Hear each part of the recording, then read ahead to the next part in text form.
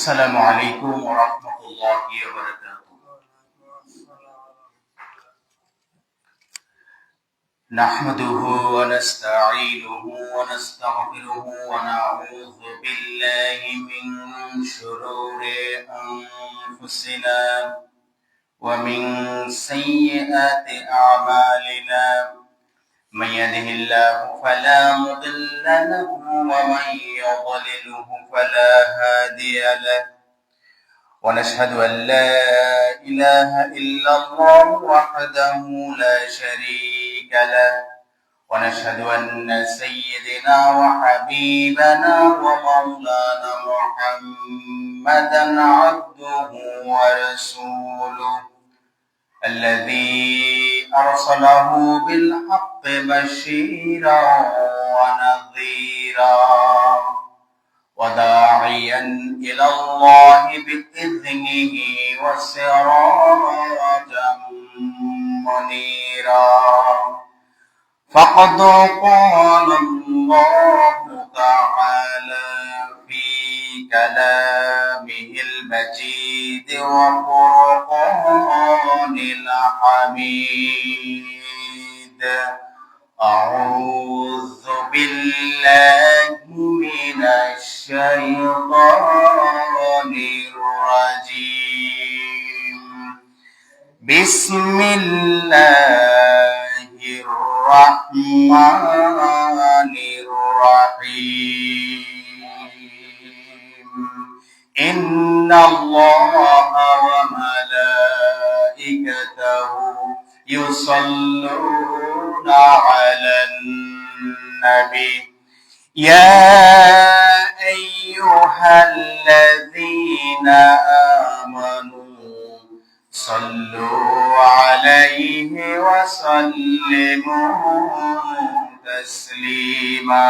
اللهم صل على محمد وعلى آل محمد كما صليت على إبراهيم وعلى آل إبراهيم إنك حميد مجيد. اللهم بارك على محمد وعلى آل محمد كما باركت على إبراهيم وعلى آل إبراهيم إنك حميد مجيد. আরবের বুকে মক্কার পরে যেথায় আমেনার ঘর, খোদার করুণা কাউসার বয়ে ঝরছে বারংবার।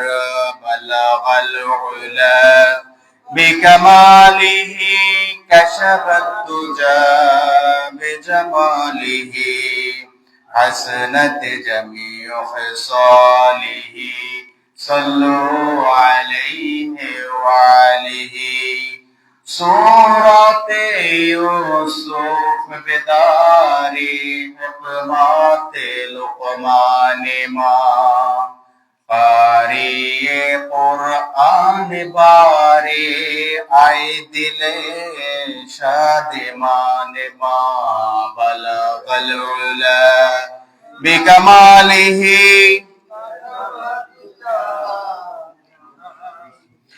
حسنت جمیع خصالہ صلوا علیہ وآلہ.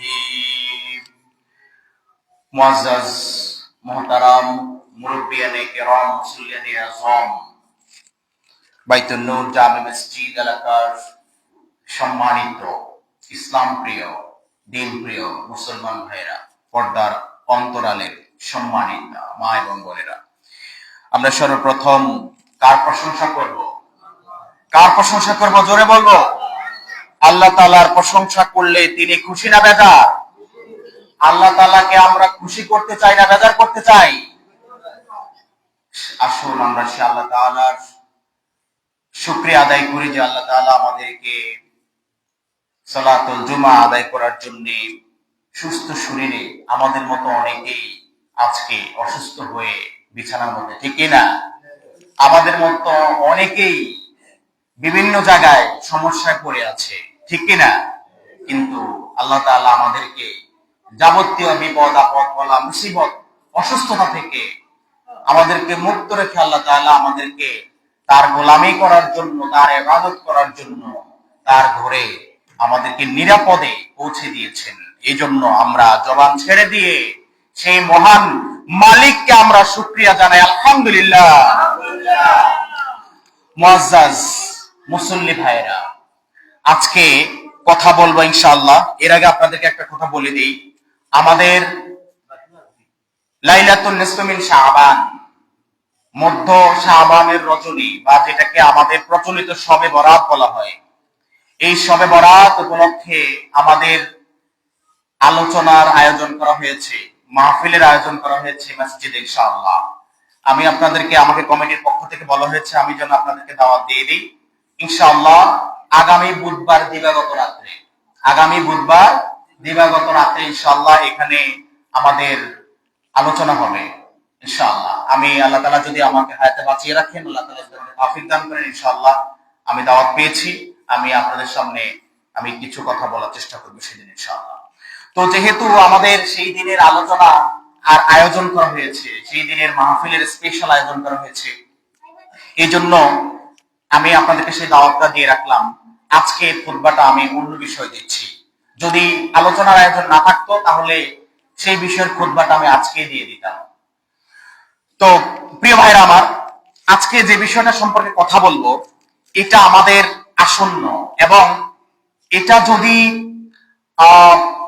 আমরা যদি আপনাদেরকে না জানিয়ে দিই তাহলে আল্লাহ তাআলার দরবারে কাল রোজ কিয়ামতে আমরা আসামির কাঠগড়ায় দাঁড়াতে হবে। কারণ উলামায়ে কেরাম হচ্ছেন সমাজের দর্পণ স্বরূপ, সমাজের আয়না। উলামায়ে কেরাম যদি সমাজের মানুষকে যদি সচেতন না করে, কোরআন এবং হাদিস থেকে না শুনিয়ে, তাহলে উলামায়ে কেরাম আল্লাহর কাছে ধরা খাবে কিনা? খাবে। তো আজকে আপনাদের সামনে কথা বলবো আমাদের আসন্ন আগামী 12 তারিখ আমাদের জাতীয় নির্বাচন আসছে কিনা? আসছে। আজকে সেই সম্পর্কে আমি সরাসরি কোরআন এবং হাদিস থেকে কথা বলবো, আর আপনারা শুনবেন। রাজি আছি তো ইনশাআল্লাহ? আসুন আমরা জানার চেষ্টা করি আসলে কোরআন এবং হাদিসে এই ব্যাপারে, নেতা নির্বাচনের ব্যাপারে, নেতৃত্ব নির্বাচনের ব্যাপারে, ভোট দেওয়ার ব্যাপারে কোনো কথা আছে কিনা। কারণ আল্লাহ তাআলা কোরআনে যেহেতু বলেছেন, আমি আমার এই কিতাবের মধ্যে এমন কিছু রাখি নাই যেটা মানুষের জীবনে প্রয়োজন হবে না। সুবহানাল্লাহ বলেন। মানুষের জীবন ঘনিষ্ঠ যত কিছু দরকার আমি আমার এই কিতাবের মধ্যে সব দিয়ে দিয়েছি। সুবহানাল্লাহ বলেন। তাহলে আমরা সবকিছুর ক্ষেত্রে শরণাপন্ন হব কিসের বলেন? কোরআনের। কিসের? কোরআনের। কোরআন আমাদেরকে যে নির্দেশনা দেয়, মনে রাখবেন সেই নির্দেশনা আপনার জন্য ফরজ, ঠিক কিনা? কোরআনের নির্দেশনা মানা আমাদের জন্য কি? ফরজ। আপনি যদি কোরআনের নির্দেশনা না মানেন তাহলে আপনি প্রতিনিয়ত কবিরা গুনাহ করছেন, সবচেয়ে বড় গুনাহ যেটা সেটা করছেন। কিন্তু আমার দায়িত্ব হচ্ছে বাল্লিগু আন্নি ওয়ালাউ আয়া, আমার কাজ হচ্ছে আপনাদের কাছে পৌঁছে দেওয়া। কি দেওয়া? পৌঁছে দেওয়া। মানবেন নাকি মানবেন না সেটা কার ব্যাপার? আপনার ব্যাপার। কিন্তু আমার কাজ হচ্ছে কি আপনাদের কাছে কি দেওয়া?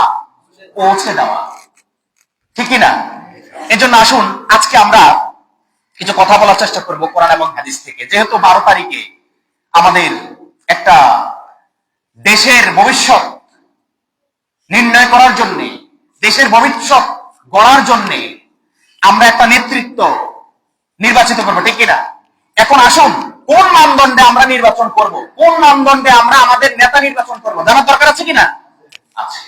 আমি ওই হালকা বা সস্তা কথা বলি না, আমি সস্তা কথা কম বলি। আমি কোরআন এবং হাদিসে যা বলছি আমি তাই বলার চেষ্টা করি, আলহামদুলিল্লাহ। কারণ সস্তা কথা বললে গ্যাঞ্জাম লাগে কিনা? লাগে। এজন্য সস্তা কথা কম বলি, যা বলি গঠনমূলক কথা বলি। কোরআনের বাইরে যেন না যায়, হাদিসের বাইরে যেন না যায়। কারণ আল্লাহ তাআলা বলছেন লা ইকরাহা ফিদ-দীন, আমার দ্বীনের মধ্যে কোনো জোর জবরদস্তি নাই। আমার দ্বীনের তুমি দাওয়াত দাও, কিন্তু তাকে ঘাট ধরে এনে মসজিদে ঢুকাতে হবে, তোমাকে আমি এই সুযোগ দেই নাই। হ্যাঁ দিয়েছি, শুধুমাত্র কাদের ক্ষেত্রে? কু আনফুসাকুম ওয়া আহলিকুম নারা, শুধুমাত্র তোমার পরিবারের উপরে তোমার কর্তৃত্ব আছে। সুবহানাল্লাহ বলেন। তাহলে আপনি শুধু প্রভাব খাটাতে পারবেন কাদের উপরে? আপনার পরিবারের উপরে। কাদের উপরে? আপনার পরিবারের সদস্যদের উপর আপনি প্রভাব খাটাতে পারবেন, ঠিক কিনা? কিন্তু আপনার পরিবারের বাইরে অন্য কারো প্রতি, অন্য কারো উপরে আপনি কোনো প্রভাব খাটাতে পারবেন না, হারাম। আপনি কি করতে পারেন?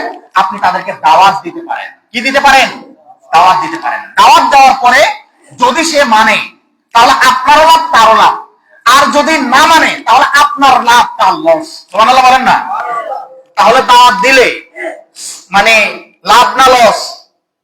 দাওয়াত দিলে লাভ না লস? সে ব্যক্তি মানলেও লাভ, না মানলেও লাভ। কিন্তু মানলে তার লাভ, আপনারও লাভ, ঠিক কিনা? এজন্য আজকে আসুন আমরা গঠনমূলক কোরআন এবং হাদিস থেকে দলিল ভিত্তিক কিছু কথা বলবো। আমরা শুনতে রাজি আছি তো ইনশাআল্লাহ? প্রিয় ভাইরা, ভোট হচ্ছে আমাদের জন্য একটা আমানত। শরীয়তের দৃষ্টিতে ভোটটা হচ্ছে নাগরিকদের জন্য, মুসলমানদের জন্য, মানুষদের জন্য একটা কি আমানত। কি বলেন? আমানত। আমার কথার সাথে যদি আপনারা উত্তর করেন, তাহলে আমি বুঝতে পারবো যে আপনারা জিনিসটা বুঝতে পারতেছেন। আর আমার কথাগুলো তখনই সার্থক হবে যখন আমি আপনাদেরকে বোঝাতে কি হবে, সক্ষম হব। তাহলে ভোটটা আল্লাহ তাআলার পক্ষ থেকে আমাদের জন্য একটা কি আমানত। কি বলেন? আমানত। এখন এই আমানত, আর এটা রাষ্ট্রীয় দিক থেকে হচ্ছে নাগরিক অধিকার। কি অধিকার? নাগরিক অধিকার। আমরা সবাই রাষ্ট্রের নাগরিক কিনা? নাগরিক। এটা হচ্ছে আমাদের নাগরিক অধিকার। কেউ যদি আমাদের এই অধিকার থেকে বঞ্চিত করে, তাহলে সে আমার আমানতের কি করলো? খেয়ানত করলো। কি করলো? খেয়ানত করলো। বিগত সময়ে যারা আপনার আমানতের খেয়ানত করেছে, যারা আপনার আমানতকে লঙ্ঘন করেছে, ভায়োলেশন করেছে, তারা প্রত্যেকে আল্লাহর দরবারে কাল রোজ কিয়ামতে এটার হিসাব দিতেই হবে। সুবহানাল্লাহ বলেন। তাহলে কেউ আপনাকে বঞ্চিত করে, আপনার আমানত থেকে আপনাকে বঞ্চিত করে, তারা কখনো সুখী হতে পারবে না, শান্তি থাকতে পারবে না।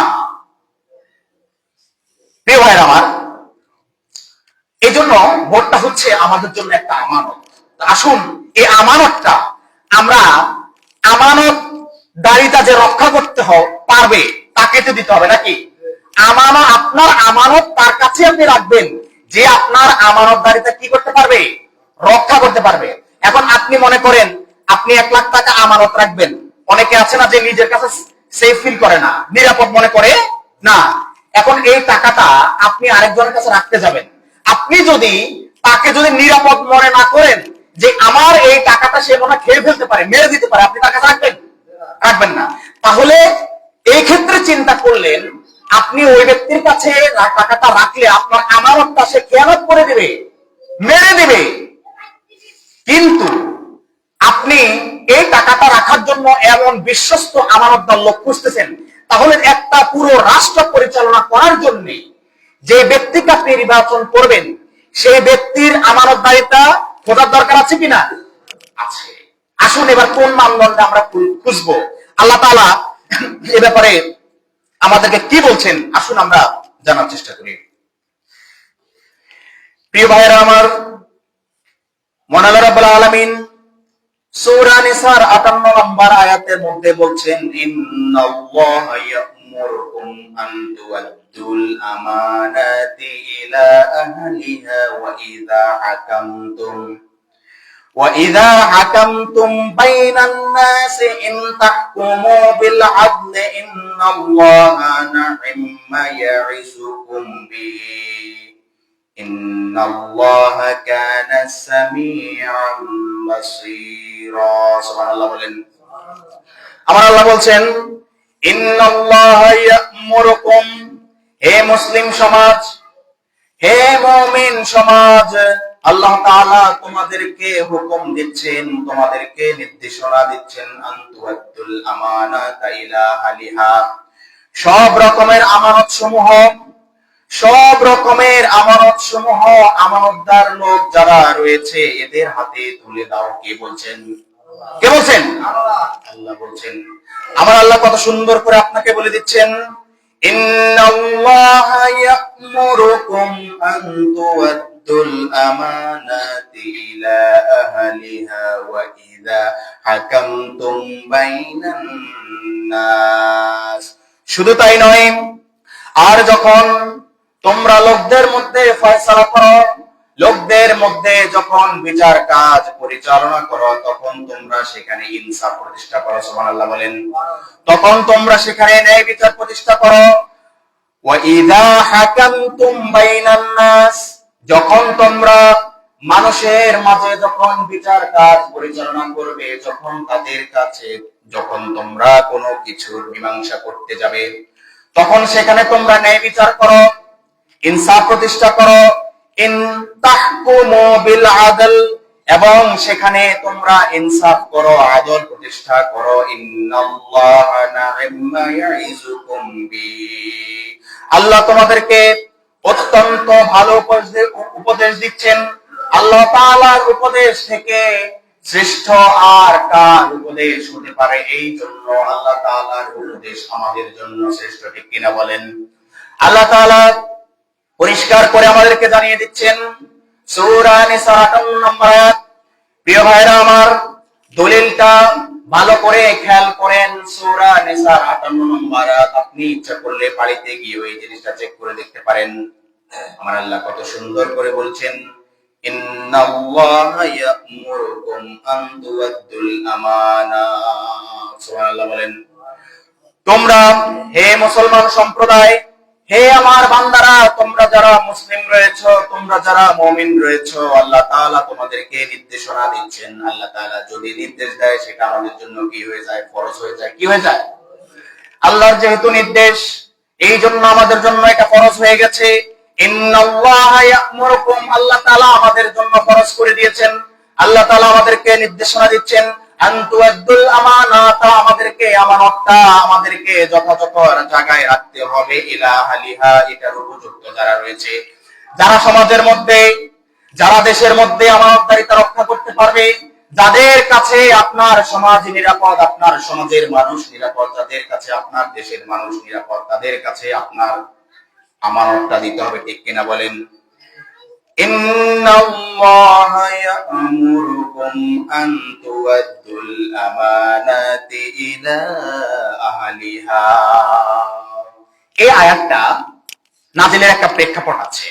নবী করিম সাল্লাল্লাহু আলাইহি সাল্লাম যখন হিজরত করে যখন মদিনায় চলে গিয়েছিলেন, এরপরে যখন মক্কা বিজয়ের জন্য নবী করিম সাল্লাল্লাহু আলাইহি সাল্লাম যখন 10,000 সাহাবী নিয়ে, একটু খেয়াল করে শুনবেন, 10,000 সাহাবী নিয়ে যখন মক্কা অভিমুখে রওনা করলেন, কি উদ্দেশ্যে? মক্কা বিজয় করব। কি করব? মক্কা বিজয় করব। নবী করিম সাল্লাল্লাহু আলাইহি সাল্লাম মক্কায় প্রবেশের পূর্বে সাহাবায়ে কেরাম যে 10,000 ছিলেন, তারা একে অপরের কাছে বলাবলি করছিল, আল ইয়াউমু ইয়াউমুল মালহামা। সুবহানাল্লাহ বলেন।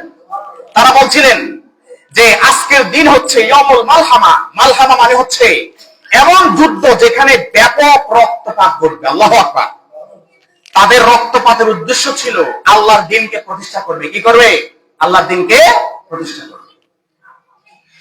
এই কথা যখন আমার বিশ্বনবী সাল্লাল্লাহু আলাইহি ওয়াসাল্লামের কানে যখন গেল, বিশ্বনবী সাল্লাল্লাহু আলাইহি ওয়াসাল্লাম সাথে সাথে সাহাবায়ে কেরামকে বললেন, হে আমার সাহাবারা, তোমরা তোমাদের স্লোগান পাল্টাও।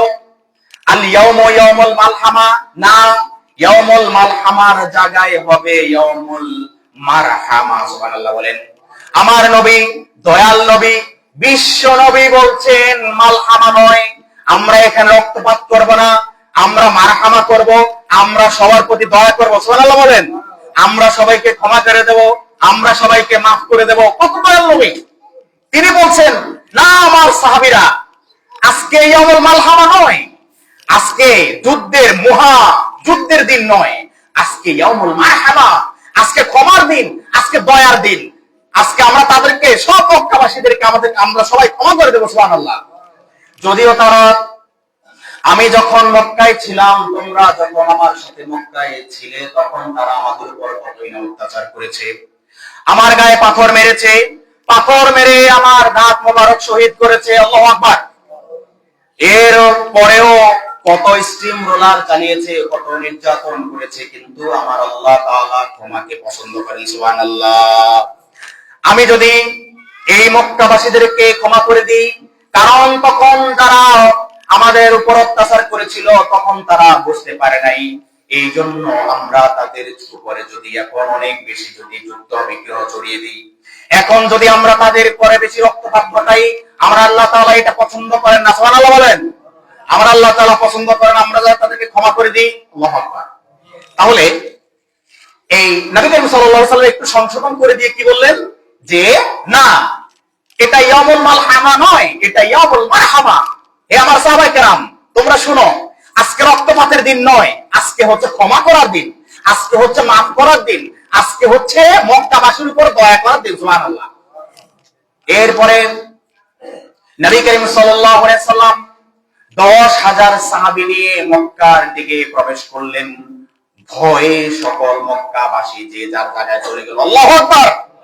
আল্লাহ তাআলা ওয়াদা করছেন, আল্লাহ তাআলা ওয়াদা করছেন, আমি আমার দ্বীনকে আমি এই জমিনে প্রতিষ্ঠা করবই। আল্লাহু আকবার। লিল্লাহি তাকবীর। কেউ থামিয়ে রাখার সুযোগ আছে? কেউ থামিয়ে রাখার সুযোগ নাই। আপনি যদি থামিয়ে রাখতে চেষ্টা করেন, ধ্বংসের অমানিসে আপনি চলে যাবেন, কিন্তু আল্লাহর দ্বীনের কিছু হবে? কিছুই হবে না। এরপরে যখন নবী করিম সাল্লাল্লাহু আলাইহি ওয়াসাল্লাম সাহাবায়ে কেরামদেরকে নিয়ে মক্কায় প্রবেশ করলেন, কাবা ঘরে প্রবেশ করলেন, আইনে কাবা যেটা রয়েছে, আইনে কাবার যে চাবিটা রয়েছে, এই চাবিটা কিন্তু একজন বহন করে। সবাই যখন ভিতরে প্রবেশ করলেন, তখন ভয়ে মক্কাবাসী যারা ছিল সবাই পালিয়ে গেছে। সবাই কি করছে? পালিয়ে গেছে। সবাই যে যার মতো সেফ হাউসে চলে গেছে, যে যেমনে পারছে সব জায়গায় চলে গেছে। আল্লাহ রাসূল সাল্লাল্লাহু আলাইহি ওয়াসাল্লাম ঘোষণা করে দিলেন, হে আমার সাহাবায়ে কেরাম, খবরদার, কারোর উপর আঘাত করবে না। আমি রাসূল উপস্থিত থাকতে তোমরা কারোর উপরে কি করবে না? আঘাত করবে না। আল্লাহ রাসূল সাল্লাল্লাহু আলাইহি ওয়াসাল্লামের নির্দেশনা অনুযায়ী কেউ আঘাত করেন নাই। সবাই কি করেছেন? সবাই আপনার প্রবেশ করেছেন। করার পরে ভেতরে যারা ছিল তারা ভয়ে নিজেদের ঘরে লুকিয়ে গেছে। এরপরে রাসূল করিম সাল্লাল্লাহু আলাইহি ওয়াসাল্লাম বিনা বাধায় মক্কায় ঢুকে গেলেন। এরপরে কাবা যেটা রয়েছে, কাবা শরীফ যেটা রয়েছে, আপনারা যারা হজ উমরায় গিয়েছেন দেখবেন, আমরা আইনে কাবার কে কেন্দ্র করে আমরা চারপাশে আমরা কি করে তাওয়াফ করি না? এই যে মাঝখানে যেটা আছে এটাই হচ্ছে কাবা। এটার নাম কি? কাবা, আইনে কাবা। পুরা হচ্ছে মক্কা শরীফ, আর এটা হচ্ছে কি? আইনে কাবা। এই কাবা, এটার মধ্যে একটা কি আছে? একটা দরজা আছে, দেখেন কিনা? একটা দরজা আছে। এটার চাবি কিন্তু সবার কাছে নাই। এটার চাবি তখন ছিল ওসমান ইবনে তালহা, ওসমান ইবনে তালহা তার কাছে। তো নবী করিম সাল্লাল্লাহু আলাইহি ওয়াসাল্লাম সাহাবায়ে কেরামকে নিয়ে ঢোকার পরে সবাই সব দিকে পালিয়ে গেছে। এখন ওসমান ইবনে তালহা যার কাছে ওই চাবিটা, ওই চাবি নিয়ে সেও পালাই গেছে। এখন কাবা ঘর তো ঢুকতে হবে, এখন চাবি পাচ্ছিল না। চাবি কার কাছে আছে? কারো কাছে নাই। নবী করিম সাল্লাল্লাহু আলাইহি ওয়াসাল্লাম হযরত আলীকে নির্দেশ দিলেন, হে আলী, একটু খোঁজ খবর নিয়ে দেখো, একটু গোয়েন্দা লাগিয়ে দেখো এই চাবিটা কার কাছে আছে।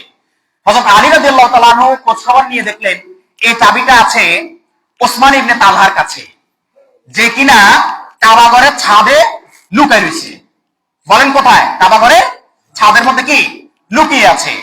তারপরে হযরত আলী রাদিয়াল্লাহু তাআলা আনহু তার কাছে চলে গেলেন, গিয়ে বললেন, হে ওসমান ইবনে তালহা, চাবি দাও, আমরা কাবা ঘরে ঢুকবো। বিনা রক্তপাতে কি হয়ে গেছে? মক্কা বিজয় হয়ে গেছে। একটা মানুষের এক ফোঁটা রক্ত জমিনে পড়ে নাই। আল্লাহু আকবার। তাহলে আল্লাহ পারেন কিনা? পারেন। তো তার কাছে যাওয়ার পরে সে তো দিতে চাচ্ছে না। এখন না দেওয়ার কারণে হযরত আলী রাদিয়াল্লাহু তাআলা আনহু তার কাছ থেকে জোর করে এটাকে ছিনিয়ে নিলেন।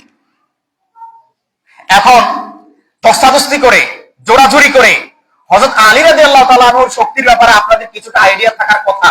হযরত আলী রাদিয়াল্লাহু তাআলা আনহুর শরীরে আল্লাহ তাআলা ওই যে খায়বারের যুদ্ধে কামুজ দুর্গের যে লোহার কপাট, এটা কেউ সরাইতে পারতেছিল না। আল্লাহ তাআলা হযরত আলী শরীরে এত শক্তি দিয়ে দিয়েছেন, হযরত আলী রাদিয়াল্লাহু তাআলা ওই দরজাটা, ওই লোহার কপাটটা নিজে এক হাতে এটা সরিয়ে ফেললেন। আল্লাহু আকবার।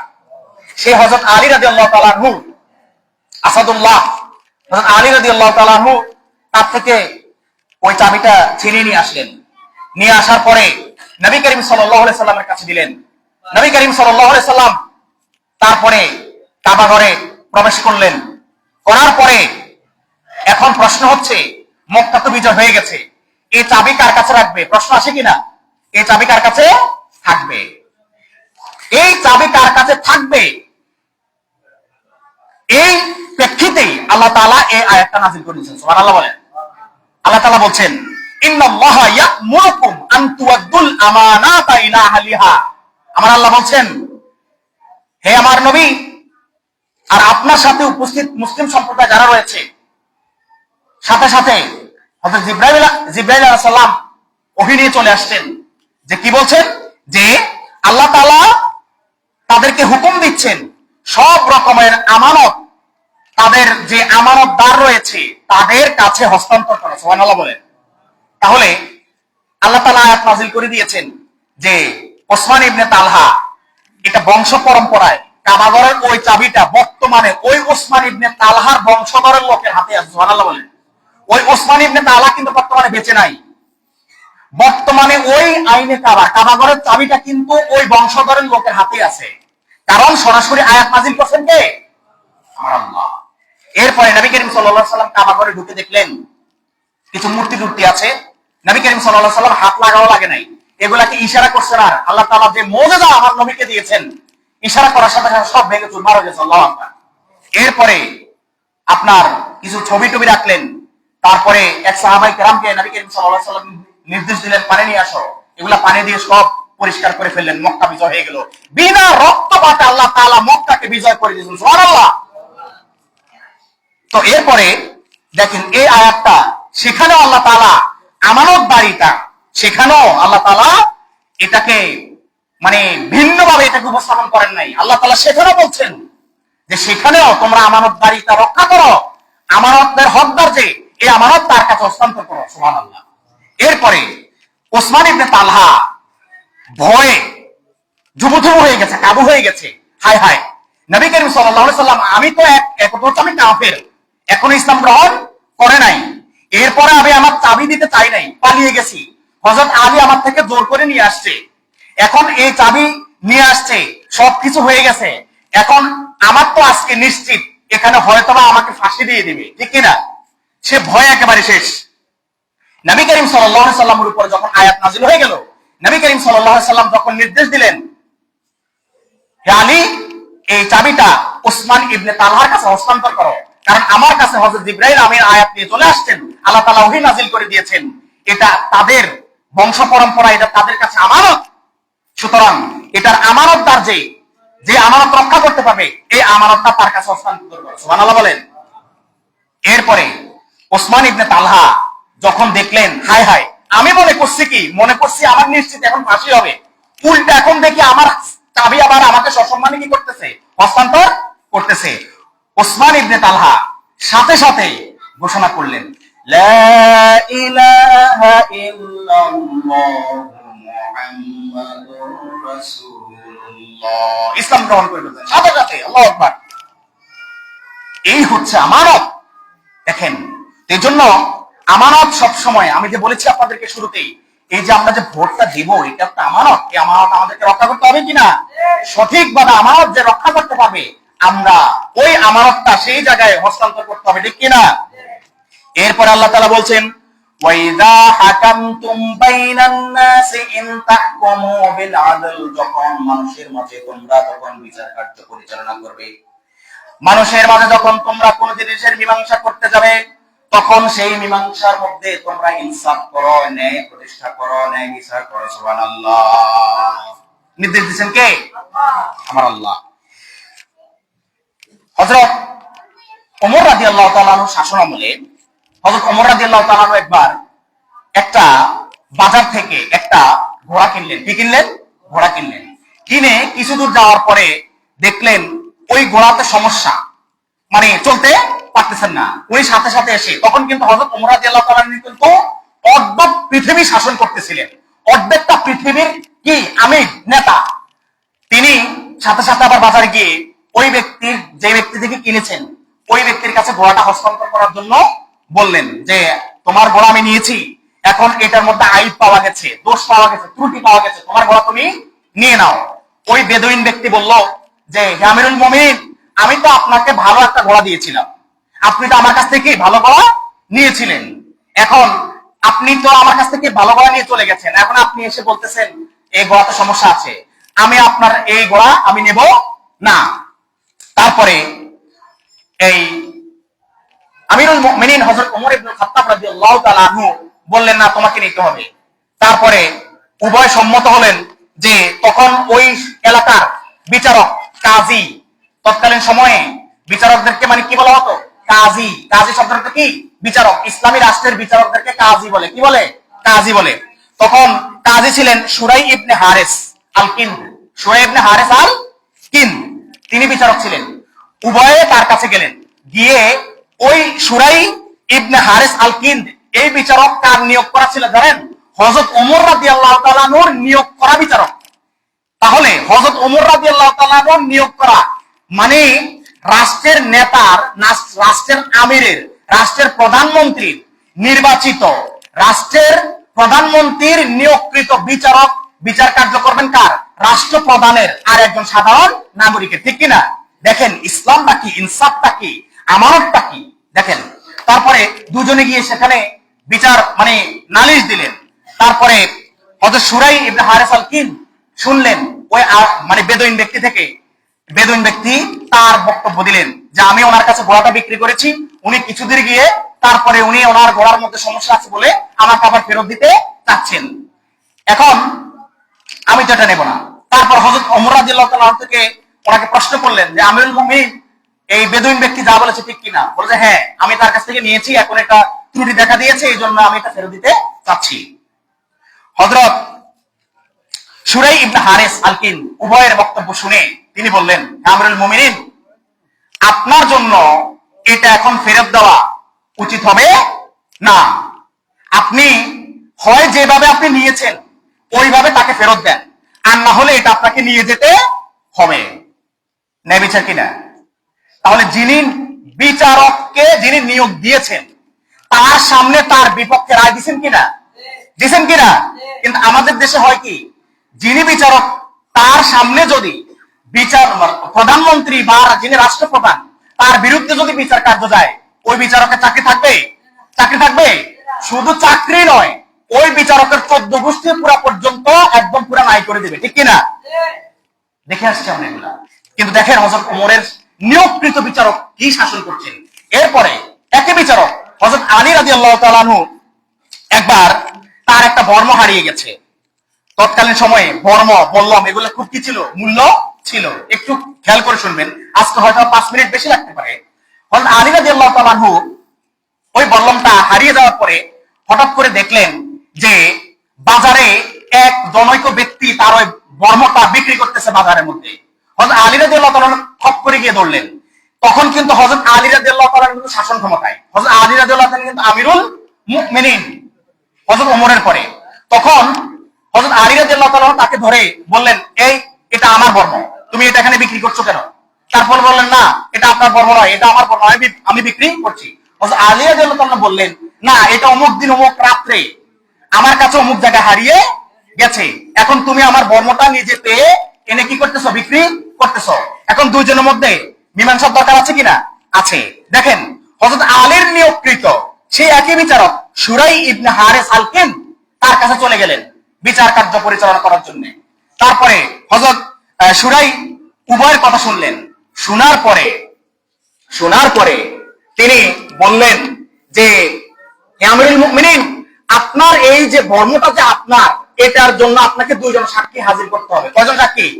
দুইজন সাক্ষী হাজির করতে হবে।